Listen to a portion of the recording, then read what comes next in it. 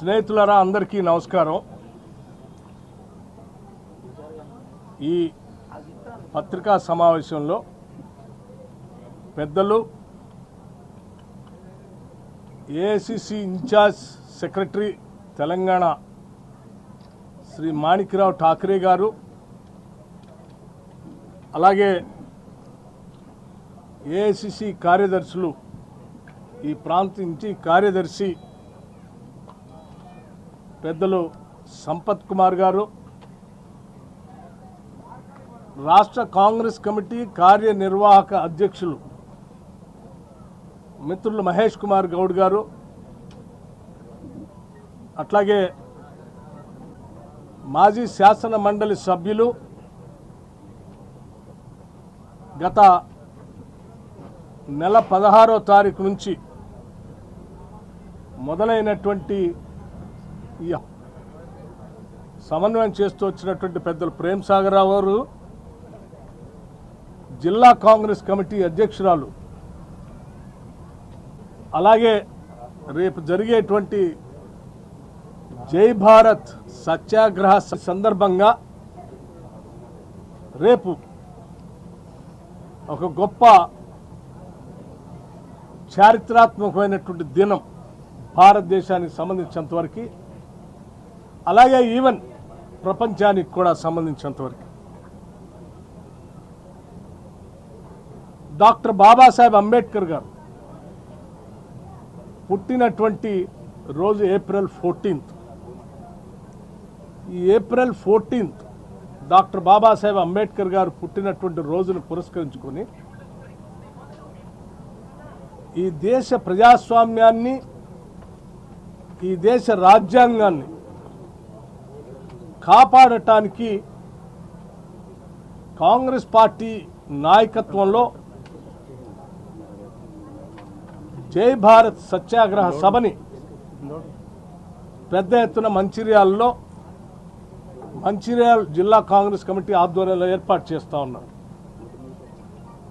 దీనికి పెద్దలు పూజ్యులు అఖిల భారత కాంగ్రెస్ కమిటీ అధ్యక్షులు శ్రీ మల్లికార్జున్ ఖర్గే గారు, కాంగ్రెస్ పార్టీ సంబంధించినటువంటి ఇతర పెద్దలు, రాష్ట్ర కాంగ్రెస్ కమిటీ సంబంధించి రాష్ట్ర కాంగ్రెస్ కమిటీ అధ్యక్షులు రేవంత్ రెడ్డి గారు, పార్లమెంటు సభ్యులు, మాజీ రాష్ట్ర కాంగ్రెస్ కమిటీ అధ్యక్షులు, మాజీ కేంద్ర మంత్రివర్యులు, మాజీ రాష్ట్ర మంత్రివర్యులు, జిల్లా కాంగ్రెస్ కమిటీలు, యావత్ కాంగ్రెస్ పార్టీ పెద్ద ఎత్తున ఈ సభకి హాజరు కాబోతా ఉన్నారు. ఈ సందర్భంగా ఈరోజు మనందరికీ తెలిసిందే, ప్రత్యేక రాష్ట్రం ఏర్పడిన తర్వాత కాంగ్రెస్ పార్టీ రాష్ట్ర ప్రజల లక్ష్యాలు నెరవేర్చడం కోసం సోనియా గాంధీ గారి నాయకత్వంలో రాష్ట్రం ఇస్తే, ఈ రాష్ట్రంలో ఉన్నటువంటి దళిత గిరిజనుల పేద వర్గాలందరినీ కూడా మాయమాటలు చెప్పి మోసం చేసి ఓట్లు పొంది పూర్తిగా వాళ్ళ జీవితాల్ని, భవిష్యత్తుని గాలికి వదిలేసిన కె చంద్రశేఖరరావు గారు తగుదునమ్మా అని చెప్పి రేపు పొద్దున డాక్టర్ బాబాసాహెబ్ అంబేద్కర్ విగ్రహాన్ని నేను ఆవిష్కరిస్తూ ఉన్నాను, వారి జీవితాల్లో వెలుగు నింపింది నేనే, ఇంకెవరు లేదని చెప్తా ఉన్నారు. అది చదివిన తర్వాత నవ్వాలో ఏడవాలో అర్థం కాక వారికి కాంగ్రెస్ శాసనసభా పక్షం నుంచి నేను కొన్ని ప్రశ్నలతో కూడినటువంటి బహిరంగ లేఖని రాస్తా ఉన్నాం. ఈ బహిరంగ లేఖలో కొన్ని ప్రశ్నలు సహేతుకంగా వారిని మేము అడుగుతూ ఉన్నాం. వారిని శ్వేతపత్రాన్ని రిలీజ్ చేయవలసిందిగా కూడా డిమాండ్ చేస్తూ ఉన్నాం. రేపు నువ్వు చెప్తా ఉన్నావు కదా, 125 విగ్రహాల ఆవిష్కరణ చేస్తూ ఉన్నాం, అంబేద్కర్ గారి ఆశయాల్ని మేము ముందుకు తీసుకొని పోతామని చెప్తా ఉన్నావు కదా, నిజంగా నువ్వు చెప్పేది మాటలు నిజమైతే ఒక శ్వేతపత్రాన్ని రిలీజ్ చేసి గత 9.5 సంవత్సరాలుగా నువ్వు ముఖ్యమంత్రి అయిన తర్వాత చేసిందేంటి రిలీజ్ చేయవలసిందిగా మేము డిమాండ్ చేస్తున్నాం. మేము చెప్తా ఉన్నాం, గత 9.5 సంవత్సరాలుగా మనందరికీ తెలిసింది, రాష్ట్ర రాజధాని హైదరాబాదు నగరం నడిబొడ్డున ట్యాంక్ బండ్ దగ్గర ఉన్నటువంటి బాబాసాహెబ్ అంబేద్కర్ విగ్రహానికి ప్రతి జయంతి సందర్భంగా ముఖ్యమంత్రితో సహా ప్రతిపక్ష పార్టీల నాయకులు వివిధ సంఘాలు ఆనాడు అక్కడ రావటం, వారికి గార్లెండ్ చేయటం, సభ ఏర్పాటు చేసి దళిత గిరిజనులకి ఈ ప్రజలకి అంబేద్కర్ గారు ఇచ్చిన సందేశాన్ని ఏ రకంగా అమలు చేస్తున్నారో చెప్పటం అనేది ప్రతి ముఖ్యమంత్రి ఈ రాష్ట్రం ఏర్పడిన దగ్గర నుంచి, ఆనాటి ఉమ్మడి రాష్ట్రం నుంచి, ఆ విగ్రహం పెట్టిన దగ్గర నుంచి చేసుకుంటూ వచ్చినటువంటి ఆనవాయితీ. కానీ మీరు ముఖ్యమంత్రి అయిన తర్వాత ఈ రాష్ట్రం ఏర్పడటానికి పెద్ద ఎత్తున పోరాటాలు చేసి ప్రాణాలు అర్పించినటువంటి అనేక మంది బహుజనులు త్యాగాలు చేసిన ఈ రాష్ట్రంలో, వచ్చిన ఈ రాష్ట్రంలో ఏ ఒక్క రోజైనా, ఏ ఒక్క సంవత్సరం అయినా ట్యాంక్ బండ్ దగ్గరికి వెళ్ళి బాబాసాహెబ్ అంబేద్కర్కి దండేశారా, గౌరవించారా? అక్కడ నుంచి ఏమన్నా ఈ జాతికి సందేశం ఇచ్చారా? మేము ఇది చేశాం, రేపు ఇది చేయబోతా ఉన్నాం, ఇంత నిధులు కేటాయించాం, ఈ నిధులు ఇచ్చేస్తున్నాం అని చెప్పారా? ఈనాటి వరకు ఇప్పుడు చెప్పలేదు. ప్రతి సంవత్సరం మీరు అవమానించారు. కాంగ్రెస్ పార్టీ పదే పదే గుర్తు చేస్తే కూడా మీరు పోకుండా, అసలు ప్రభుత్వ ప్రోగ్రామే లేకుండా అత్యంత అగౌరవపరిచినటువంటి రోజులు ఈ రాష్ట్రంలో ఏదైనా ఉన్నాయంటే గత 9.5 సంవత్సరాలుగా మీ పరిపాలన వచ్చిన దగ్గర నుంచే ఉన్నాయి. అలాగే ఈ రాష్ట్రానికి మీరు తెలంగాణ వస్తే ఈడ పెద్ద ఎత్తున దళిత గిరిజనులతో పాటు బలహీన వర్గాలతో పాటు మైనార్టీ సోదరులు ఎక్కువ మంది ఉన్నారు. తరతరాలుగా వీళ్ళు ఈ ఫ్యూడల్ స్ట్రక్చర్లో ఇబ్బంది పడతా ఉన్నారు. వారి జీవితాలు వెలుగునించడానికి దళితుడినే ముఖ్యమంత్రి చేస్తానని చెప్పి ప్రమాణం చేశారు. ఆ ప్రమాణాన్ని పూర్తిగా మీరు తుంగలో తొక్కారు. 9.5 సంవత్సరాల నుంచి దాన్ని ఊసేయలేదు. ఇది వాస్తవమా కాదు? ఆనాడు కాంగ్రెస్ పార్టీ తీసుకొచ్చినటువంటి ఎస్సీ ఎస్టీ సప్లాన్ని అమలు చేయకుండా ఆ సప్లానికి సంబంధించిన నిధుల్ని పూర్తిగా పక్కదావ పట్టించి 9.5 సంవత్సరాలుగా ఎస్సీ కార్పొరేషన్ నిర్వీర్యం చేసి ఒక్కరికి లోన్ ఇవ్వకుండా, ట్రైబల్ కార్పొరేషన్ నిర్వీర్యం చేసి ఏ ట్రైబ్కి లోన్ ఇవ్వకుండా, ఐటీడీఎల్ని పూర్తిగా నిర్వీర్యం చేసి పూర్తిగా విధ్వంసం చేసిన మాట వాస్తవమా కాదు? మీరు భూమి లేని ప్రతి నిరుపేద దళిత గిరిజన కుటుంబాలకి 3 ఎకరాల భూమి ఇస్తానని చెప్పిన మాట వాస్తవమా కాదు? 3 ఎకరాల భూమి ఇవ్వకపోగా ఆనాడు కాంగ్రెస్ ప్రభుత్వ హయాంలో భూములు పంపిణీ చేయటం కోసం భూమి లేని నిరుపేద ప్రజలకి పెట్టినటువంటి అసైన్మెంట్ కమిటీస్ని ఆయా నియోజకవర్గాల్లో ఉన్నదాన్ని అసలు పూర్తిగా రద్దు చేసిన మాట వాస్తవం కాదా? 3 ఎకరాల భూమి ఇవ్వకపోగా ఆ కమిటీనే రద్దు చేసి అసలు భూమి గురించే మాట్లాడకుండా చేసిన మాట వాస్తవం కాదు. దానితో పాటు మీరు ఇవ్వకపోగా గత ప్రభుత్వాలు ఇచ్చినటువంటి అసైన్ చేసిన భూముల్ని, మాన్యాల్ని, పేదలకి అనాదిగా ఇచ్చినటువంటి భూములన్నింటినీ మీరు తిరిగి లాక్కుంటున్న మాట వాస్తవమా కాదా? వాటికి ఉదాహరణతో సహా ఈరోజు నేను మొన్న నడుచుకుంటూ వస్తూ ఉంటే చివరికి మీరు ఏ స్థాయికి వెళ్ళారంటే వెట్టి చాకిరి నిర్మూలన కోసం భీమవరం మండలంలో ఇదే చెన్నూరు నియోజకవర్గంలో మంచిర్యాల జిల్లాలో వెట్టి చాకిరి నిర్మూలన కోసం ఆనాటి ప్రభుత్వాలు వారికి భూములు ఇచ్చి, ఇళ్ళు ఇచ్చి, ఎడ్లు ఇచ్చి, బళ్ళు ఇచ్చి భూమి సాగు చేసుకోవడానికి ఇస్తే, కొన్ని ప్రాంతాల్లో అసైన్మెంట్ ల్యాండ్స్ ఇస్తే ఆ అసైన్మెంట్ ల్యాండ్స్ని వెట్టి చాకిరి నిర్మూలనకి ఇచ్చిన భూములను కూడా మీరు ఈరోజు వెనక్కి లాక్కొని ధరణిలో ఎక్కించకుండా వాళ్ళకి భూములు లేవని చెప్పి వెనక్కి తీసుకుంటున్నటువంటి హీనమైన పరిస్థితి ఈరోజు రాష్ట్రంలో ఉందా లేదా?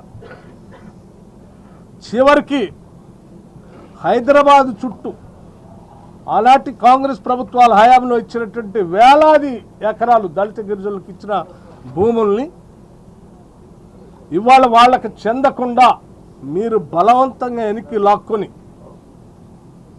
అనేక ప్రభుత్వ రంగ సంస్థలు కూడా ఇవ్వకుండా ప్రైవేటు వ్యక్తులకి, నీకు సంబంధించినటువంటి ప్రైవేటు వ్యక్తులకి అప్పనంగా దారాదత్వం చేస్తూ వాళ్ళని రోడ్డును పడేసిన మాట వాస్తవమా కాదా? చివరికి ఫార్మాసిటీ పేరు చెప్పి అక్కడ ఒక్క దగ్గరే దళిత గిరిజనులకు సంబంధించి 7,000 ఎకరాలు లాక్కున్న మాట వాస్తవమా కాదా? కేవలం హైదరాబాదే కాకుండా రాష్ట్రంలో ఉన్నటువంటి అనేక ప్రాంతాల్లో ఉన్న అసైన్మెంట్ చేసిన భూముల్ని, పేదలకు ఇల్లు కట్టుకోవడానికి దళిత గిరిజనులకు ఇచ్చినటువంటి భూములు వెనక్కి తీసుకొని మీరు ప్లాటింగ్ చేసుకొని ఆ ప్లాటింగ్ ద్వారా డబ్బులు చేసుకున్న మాట వాస్తవా కాదా? ఇంత దుర్మార్గం ఇంకెక్కడైనా ఉంటుందా? అనేక మంది ఈ రాష్ట్రంలో చీఫ్ సెక్రటరీ లై, డీజీపీ లై, వారి హోదా ద్వారా తరతరాలుగా అణచివేయబడినటువంటి ఈ వర్గాలకి కొంత ధైర్యం ఇవ్వటానికి అవకాశం ఉన్నటువంటి పరిస్థితిలో ఆ అధికారులకు ఎవరికి కూడా సిఎస్ పదవిని కానీ డీజీపీ పదవిని కానీ తిరస్కరించిన మాట వాస్తవా కాదా? పెద్ద ఎత్తున జనాభా ఉన్నటువంటి దళితులకి, పెద్ద ఎత్తున జనాభా ఉన్నటువంటి గిరిజనులకి మంత్రి మండలిలో సరైనటువంటి స్థానం ఇవ్వకుండా అవమానపరిచినటువంటి మాట వాస్తవా కాదా? అలాగే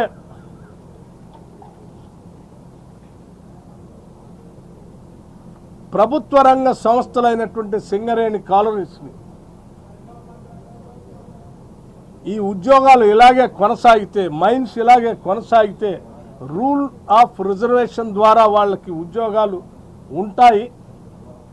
ఆ ఉద్యోగాలు తొలగించడానికి నేరుగా చేస్తే ప్రజలు తిరుగుబాటు చేస్తారనేటువంటి ఆలోచనతో వెనక నుంచి కుట్ర చేసి ఈ ప్రభుత్వ రంగ సంస్థ అయిన సింగరేణిని ప్రైవేటు వ్యక్తులు దారాదత్తం చేసి దాంట్లో ఉద్యోగాలు లేకుండా చేసి, రూల్ ఆఫ్ రిజర్వేషన్ లేకుండా చేసి, ఎస్సీ ఎస్టీలకు ఉద్యోగాలు లేకుండా చేసిన మాట వాస్తవా కాదా? బ్యాక్లాగ్ని, ఖాళీలని ఇంతవరకు నియమించకుండా, రిక్రూట్మెంట్ చేయకుండా చేసిన మాట వాస్తవా కాదా? అలాగే మీరు ప్రతి సందర్భంలో రియల్ ఎస్టేట్ కంపెనీలకి,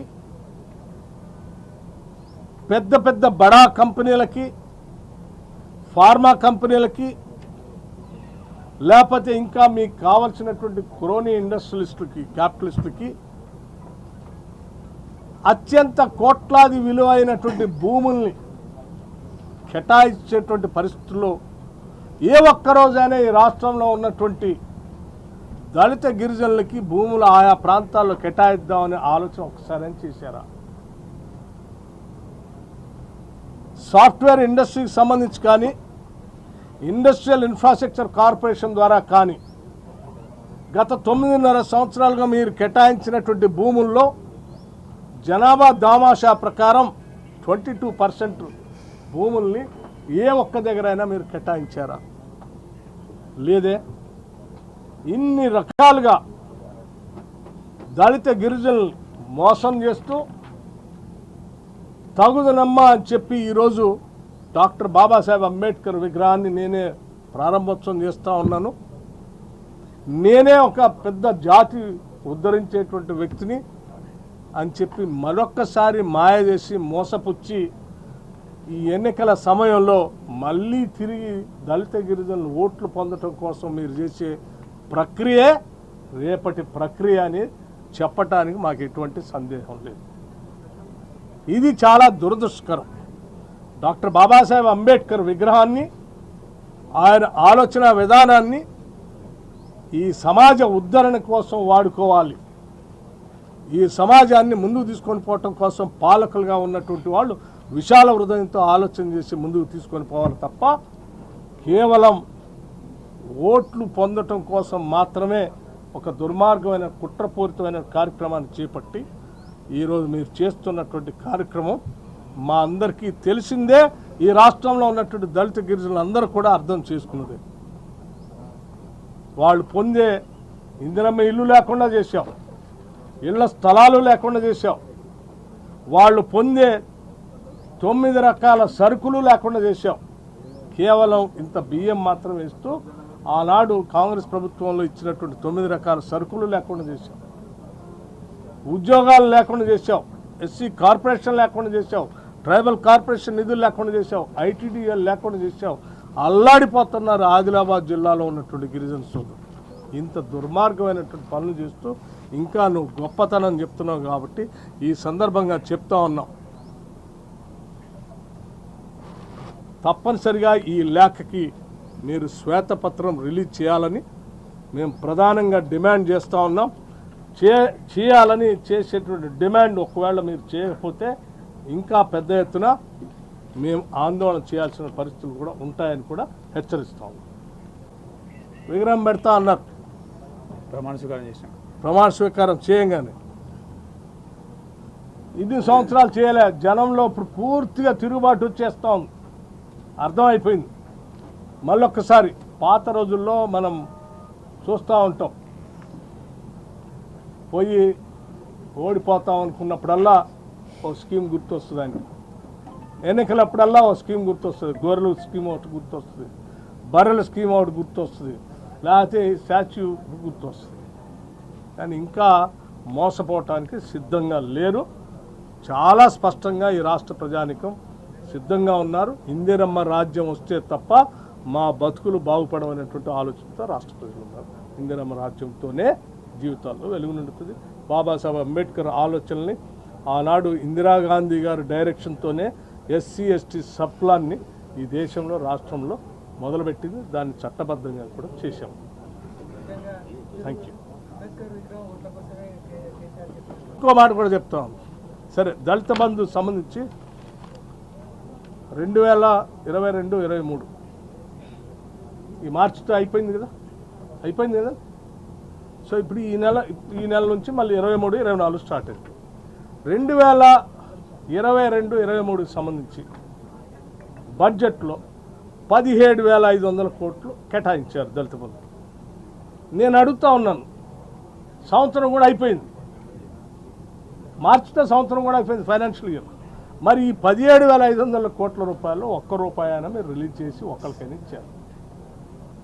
ఇవ్వలేదుగా, రిలీజే కాలేదుగా. ఇంతకంటే దుర్మార్గం ఉంది. ఇయర్ కూడా అయిపోయింది.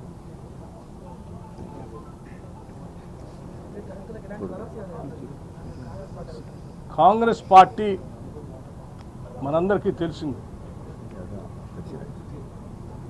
దళిత గిరిజనులే ఈ రాష్ట్రంలో అత్యంత పేదవాళ్ళు, భూమి లేనటువంటి వాళ్ళు. భూ సంస్థలు తీసుకొచ్చి భూ పంపిణీ చేసింది. ఇది చరిత్ర, ఇది వాస్తవం. 20 సూత్రాల ఆర్థిక కార్యక్రమం తీసుకుని వారి జీవితాలు వెలుగునింపడం కోసం ప్రయత్నించింది. ఇది చరిత్ర, వాస్తవం. ఇందిరమ్మ జలప్రభ తీసుకొని వచ్చి ఇచ్చిన భూములకి బోర్లు వేసింది, బావి తవ్వింది, కరెంట్ ఇచ్చింది, పంట పండించుకోవడానికి కావాల్సిన రుణం కూడా ఇచ్చింది. ఆయిల్ ఇంజన్లు కూడా ఇచ్చింది. ఐటీడీఎల్లో నాట్ ఓన్లీ ఆయిల్ ఇంజిన్స్, బండ్లు ఇచ్చారు, ఎడ్లు కూడా ఇచ్చారు ఆ రోజు. ఇది చరిత్ర, వాస్తవం. సో ఈ దేశంలో ముఖ్యంగా మన రాష్ట్రంలో ఎక్కడ దళితుల్లో జీవితాల్లో మార్పు వచ్చినా ప్రతి సందర్భంలో కూడా కాంగ్రెస్ పార్టీ తీసుకొచ్చిన అనేక స్కీమ్స్, చట్టాల ద్వారానే మార్పులు వచ్చింది. సో ఈ స్కీమ్స్, చట్టాలు ఇది మాటలు చెప్పేది కాదుగా, చరిత్రలో నిలబడి ఉన్నది. ఎస్సీ ఎస్టీ సబ్ ప్లాన్ అనేది అసలు ఎవరు ఊహించినటువంటి ఒక గొప్ప చారిత్రాత్మకమైన చట్టం అది. కేసీఆర్ గారు నేను ఒకటే అడుగుతున్నాను, నీ దయాదక్షిణాలు ఎవరికి అవసరంలే. ఆనాడు కాంగ్రెస్ ప్రభుత్వంలో ఎస్సీ ఎస్టీ సబ్ ప్లాన్ తీసుకొచ్చిన నిధుల్ని యాసిస్గా ఆ చట్ట ప్రకారం ఖర్చు పెడితే ఆ నిధులు చాలు వీళ్ళ జీవితాలు మారటానికి. 9.5 సంవత్సరాలుగా నువ్వు అడ్డుకట్టలాగా నిలబడి ₹1 రాకుండా చేసావు. వాళ్ళ జీవితాలన్నింటినీ అన్యాయం చేసావు. మేము వస్తే తప్పనిసరిగా ఎస్సీ ఎస్టీ సబ్ ప్లాన్ చట్టం తెచ్చిన వాళ్ళం కాబట్టి సంపూర్ణంగా అమలు చేస్తాం. అందరికీ మళ్ళీ అన్ని అంశాలు కాంగ్రెస్ పార్టీ ఇచ్చిన హామీలన్నింటినీ నెరవేరుస్తాం. సబ్ ప్లాన్ చట్టాన్ని నిధులు యాసిస్గా అమలు చేస్తే చాలండి. ఇంకా ఎవరి దయాక్షణాలు అవసరం లేదు. రాజీనామాపై మీ స్పందన ఏంటి? మహేశ్వర్ రెడ్డి గారు రాజీనామా చేశారు, రేపు మీ సభ ఉంది. ఈ నేపథ్యంలో ఆయన రాజీనామాపై మీ స్పందన ఏంటి? రేపటి సభ అనేక మంది త్యాగదనులు వారి జీవితాలు త్యాగం చేసుకొచ్చుకున్నటువంటి స్వతంత్ర భారతదేశంలో ప్రజాస్వామ్యానికి సంబంధించి నరేంద్ర మోడీ గారు, అమిత్ షా గారు విసిరినటువంటి ఒక ఛాలెంజ్. ఈ దేశాన్ని కాపాడుకోవటం కోసం స్వాతంత్రం తీసుకొచ్చిన కాంగ్రెస్ పార్టీగా జై భారత్ సత్యాగ్రహ సభ పెడతాం. మీరు చెప్పేటువంటి అంశాలన్నీ చాలా చాలా చిన్న చిన్న అంశాలు. దేశం అనేది చాలా పెద్ద. సో ఈ ప్రజాస్వామ్యం కాపాడుకోవటం, రాజ్యాంగాన్ని కాపాడుకోవటం, నరేంద్ర మోడీ అమిత్ షా నాయకత్వంలో భారతీయ జనతా పార్టీ నియంతృత్వ ధోరణిని ప్రోత్సహిస్తూ ఈ దేశ ప్రజాస్వామ్యాన్ని కూని చేయడం కోసం చేస్తున్న ప్రయత్నం. ఒక ప్రధాన ప్రతిపక్ష పార్టీ నాయకుడిని సభ్యత్వాన్ని రద్దు చేయటం అంటే ఇంతకంటే ఇంకా అవమానం ఏముంటుంది? డెమోక్రసీకి ఉన్నటువంటి ప్రధాన లక్షణం, main trait of the democracy is to have a recognised opposition. ఆ అపోజిషన్ను రాజ్యాంగబద్ధంగా అధికారికంగా గుర్తించబడిన అపోజిషన్ ఉంటేనే అది ప్రజాస్వామ్యం. అసలు అది లేకపోతే అది ప్రజాస్వామ్యం కాదు, రాజరిక వ్యవస్థలో లేకపోతే నియంత్రిత పోకుండా. సో అది కోరుకుంటున్నాడు ఇవాళ నరేంద్ర మోడీ. సో ఈ దేశానికి, ప్రజాస్వామ్యానికి, భావస్వేచ్ఛకి చాలా ఈరోజు అత్యంత అవసరమైనటువంటి రోజు. సో ఇటువంటి ఆ సభ జరుగుతున్నప్పుడు ఇటువంటి చిన్న చిన్న అంశాలు వాటికి సంబంధించి మా మహేష్ గౌడ్ గారు ఆల్రెడీ వర్కింగ్ ప్రెసిడెంట్ గారు సమాధానం చెప్పారు. మా పార్టీ ఇంటర్నల్ అఫైర్ అది వారు చూసుకుంటారు. That's not an issue. It's a question of country now. దానికి ఒక్కటి చెప్పు, నెహ్రూ గారు ఆయన తీసుకొచ్చి అపోజిషన్ నిలబెట్టాడు. అదేవిధంగా వాజ్పేయి గారు ఓడిపోతే మళ్ళీ రాజ్యసభ చేసిండు. అపోజిషన్ ఉండాలి. సో బికాస్ అంటే ఆ కాంగ్రెస్ నాయకత్వానికి రాజ్యాంగం అంటే, ప్రజాస్వామ్యం అంటే, ఈ దేశ స్వాతంత్రం అంటే ఏంటో తెలుసు కాబట్టి, అట్లాగే భావస్వేచ్ఛ ఎంత అవసరమో తెలుసు కాబట్టి అది ఎప్పుడు కూడా అపోజిషన్ మాట్లాడించింది. వాళ్ళు కనుక ఇదే నరేంద్ర మోడీ గారి లాగానో కేసీఆర్ గారి లాగానో ప్రవర్తించుంటే ఇవాళ అసలు వీళ్ళు ఎవరు పుట్టేవాళ్ళు కాదు దేశంలో.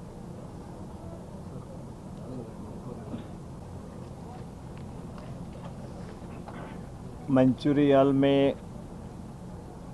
जो कल सत्याग्रह सभा यहाँ पर आयोजित हो रही है, उसी के उपलक्ष्य में आप सभी जो मीडिया यहाँ पे हाजिर है, तो मैं आप सभी का सबसे पहले स्वागत करना चाहूँगा। आज सीएलपी लीडर हमारे भट्टी जी ने पूरी यात्रा उनकी चल रही है और यात्रा ऐसे मोड़ पे आई है कि 14 अप्रैल ये हमारे लिए बहुत ही महत्वपूर्ण दिन है। तो उसी दिन हमारा जो सत्याग्रह, जय भारत सत्याग्रह जो प्रोग्राम ऑल इंडिया में चल रहा है, वही प्रोग्राम को यहाँ जो सभा हो रही है उसमें हमारे सम्माननीय खारगे जी, ऑल इंडिया कांग्रेस कमेटी के अध्यक्ष, जो शुरुआत है कि पूरे देश में इस तरीके का सत्याग्रह जो जय भारत सत्याग्रह का आयोजन है, जो ऑल इंडिया कांग्रेस कमेटी ने वो आयोजन करने के लिए सभी कार्यकर्ता गांव-गांव जाकर, हर डिस्ट्रिक्ट में जाकर जो भी बातें जो संविधान के तहत जो हमें अधिकार मिले हैं, जो डॉक्टर बाबा साहब अम्बेडकर ने संविधान में जो हमको अधिकार दिया है, उसी को ही पूरी तरह समाप्त करने का जो प्लान बीजेपी ने, आरएसएस ने बनाया है। तो आप देख रहे हैं कि राहुल जी की सदस्यता जिस तरीके से खत्म कर दी गई है।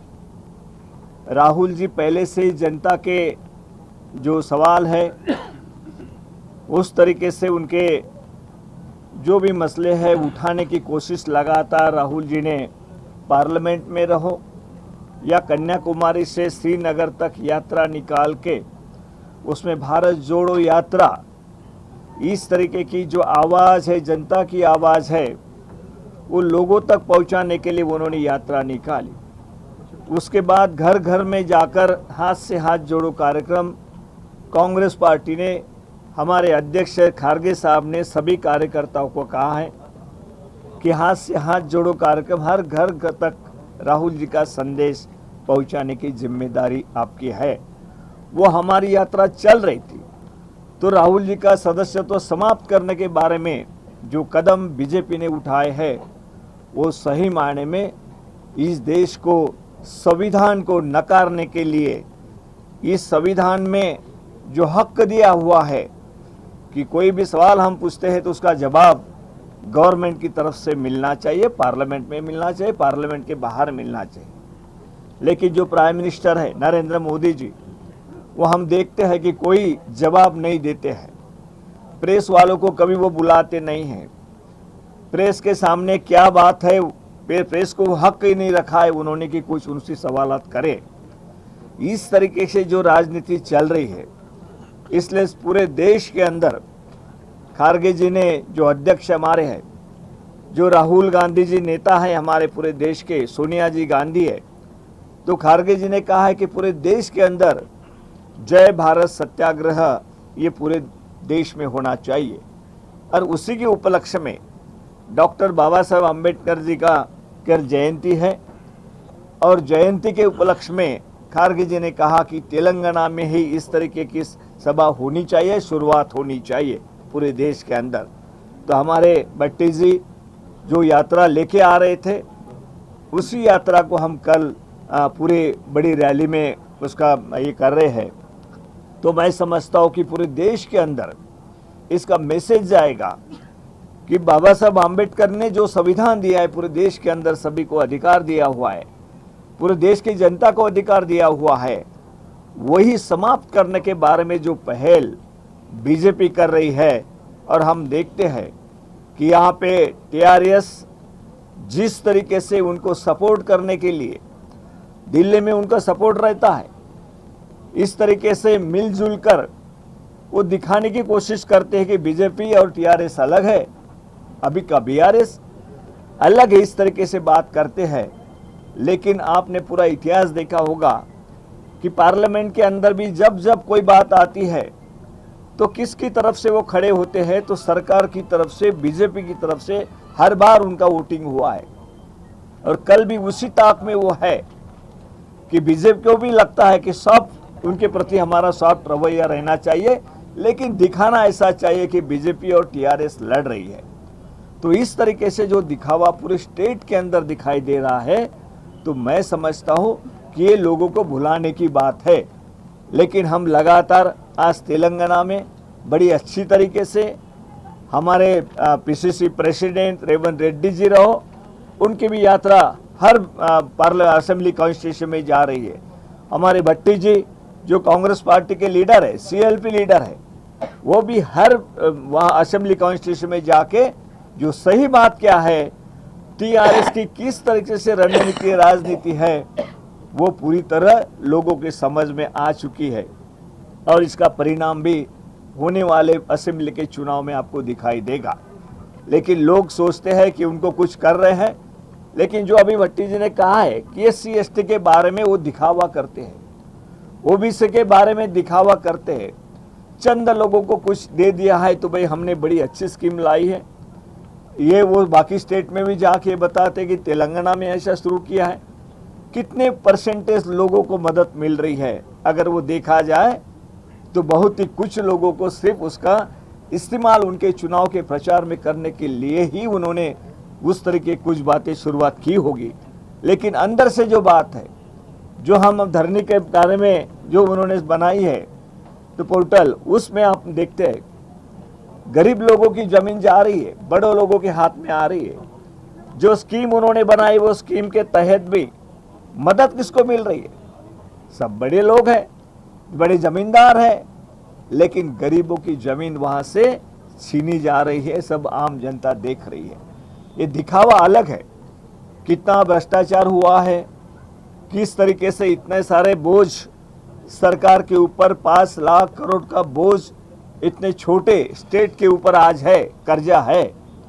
तो साइड में हम देखते हैं तो छत्तीसगढ़ के सीएम यहाँ पे आए थे, उन्होंने कहा कि हमारे स्टेट में 73 करोड़ का सिर्फ 1000 करोड़ का सिर्फ वहाँ पे हमारे ऊपर बोझ है, लेकिन उतना ही स्टेट यहाँ पर अगर तेलंगाना है तो उसके ऊपर 5 लाख करोड़ का कर्जा है। ये पैसा कहाँ गया, कहाँ से?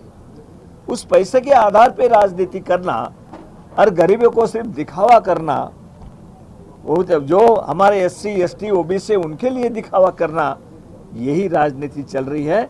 और कल बड़ी तादाद पे लोग यहाँ मंचूरियल में हमारे सभी नेता, यहाँ के सम्मानीय भट्टी जी है, प्रेम सागर राव जी हमारे जिला अध्यक्ष सुरेखा जी हैं, सभी ने बड़े मिलजुल कर इस प्रोग्राम को सक्सेस करेंगे कि यहाँ का मैसेज हमारे पूरे देश में जाने वाला है कि ये जो प्रोग्राम है सत्याग्रह सभा है। अब जय भारत सत्याग्रह जो कार्यक्रम पूरे देश में चलाया जाएगा, उसकी ये शुरुआत है, उसकी सभा है। इस सभा के लिए सभी कार्यकर्ता, सभी जनता इस सम्मानित होगी, ऐसा मुझे पूरा यकीन है। और आपके जरिए से जो सही बातें हैं, जो कांग्रेस पार्टी गरीबों के हित में काम करती है, जो कांग्रेस पार्टी जो हमारा संविधान है उसके तहत पूरे प्रशासन चलाती है, यही लोगों के मन में है कि हमारा संविधान वो इसी तरीके से आगे बढ़ना चाहिए, संविधान के तहत हम आगे जाना चाहिए। लेकिन संविधान को पूरा तस नस करने की कोशिश, जो भी संविधान के तहत जिनको अधिकार दिए होते, कुछ ऐसे बनाई थी हमारे सिस्टम, उसका ही अधिकार पूरा छीनने के लिए चुनाव आयोग रहो कि CBI रहो, और कोर्ट में भी किस तरीके से लोग संशय कर रहे हैं कि ये न्याय मिलता है क्या नहीं मिलता है, ऐसी शंका पैदा करने वाली देश में अगर परिस्थिति होती है तो जनता ने कहा जाना चाहिए। इसीलिए इस तरीके का ये आंदोलन चलाए जा रहे हैं, लोगों तक हम जाएंगे। भट्टी जी हर जगह से जाकर इस तरीके से सभी जनता के साथ मिलजुल कर बात कर रहे हैं, सभी प्रेस के बात कर रहे हैं लगातार। ये हमारी सबकी जिम्मेदारी है कि हमने एक साथ एकजुट होकर इन ताकतों के खिलाफ, इन शक्तियों के खिलाफ लड़ना चाहिए। धन्यवाद। ठाकरे जी, एक बात बोलो, आप कल सत्याग्रह सभा रख रहे, आपका senior leader Maheshwar Reddy BJP party में जुड़ा हुआ है, आज जाके जुड़ा हुआ है, कैसा देख रहे हैं इसको? भट्टी जी ने कहा वो जो बात है, मैं हमारे महेश गौड़ जी जो है वर्किंग प्रेसिडेंट, वो उसमें ध्यान देंगे। अभी कोई ये बात नहीं है, हमें देश के लिए यहाँ पे सत्याग्रह सभा जो ऑल इंडिया लेवल पे यहाँ के सभा हो रही है, और ऐसे परिस्थिति में कोई क्या बात है, कौन क्या है, कौन किसकी क्या ताकत है, कैसा है, वो सभी आप जानते हैं, और क्या इरादा था, किस तरीके से गए हैं, क्यों गए हैं, उसको सब जानते हैं आप। लेकिन ये मुझे बोलने की ज़रूरत नहीं, आपको कांग्रेस कमेटी की तरफ से हमारे महेश गौड़ जी है, वो उस बारे में आपसे बात करेंगे।